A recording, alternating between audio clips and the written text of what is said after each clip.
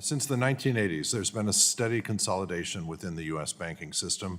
Mergers of community banks, a drought of de novo bank formation, and the low interest rate environment of the early 2000s contributed to a reduction in the total number of commercial banks from around 14,000 in the 1980s to around 4,500 today. You know, when I was a business owner, starting and growing our small business, I saw the value of having a diverse banking system with a wide distribution of institutions by size firsthand.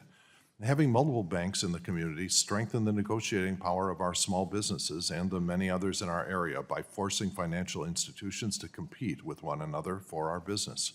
Strong competition in the banking system has been shown to lead to better terms, better interest rates, and services for American communities. I don't think there's a single member of this committee that doesn't believe that we should use our positions here to support small community banks and credit unions. To do so, we should enact policies that support those institutions, as well as the community development financial institutions and minority depository institutions that step in to fill the gaps left by other firms. And today, these institutions also face unprecedented economic and regulatory uncertainty brought on by the Trump administration's new policies. The president has doubled down on the market-wrenching tariff policies from his first term that directly impact the farmers and the rural communities that many members, including myself, represent, as well as paralyzed manufacturers and small businesses who work with our community banks. Examiners of these institutions are being laid off in the name of efficiency when staff shortages at the prudential regulators have been cited by the inspector generals as an area of concern.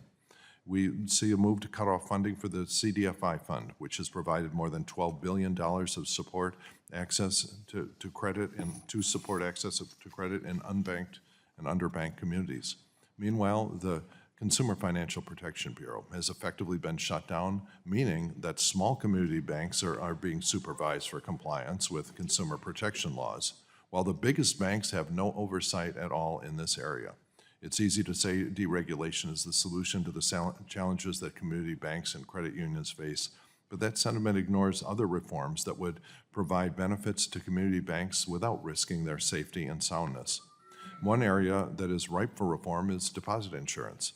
Following the collapse of Silicon Valley Bank, there was a flight of nearly $120 billion of deposits from community banks and two large banks that were seen as too big to fail.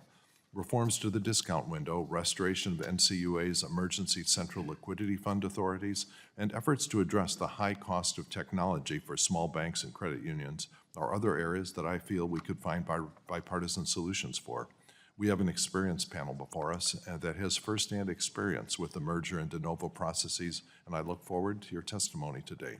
Thank you, Chairman. I yield back.